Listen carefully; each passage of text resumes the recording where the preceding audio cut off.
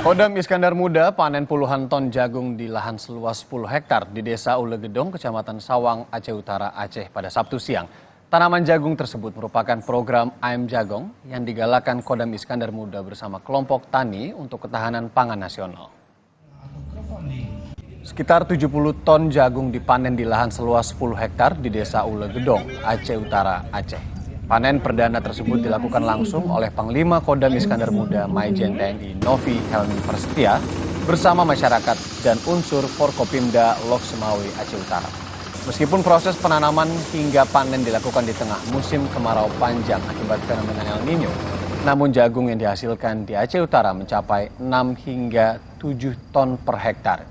Program AM Jagong tersebar di 3 wilayah dengan luas lahan 3.000 hektar.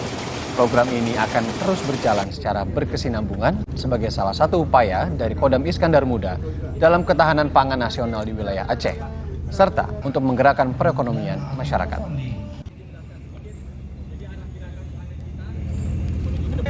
Lihat kamera.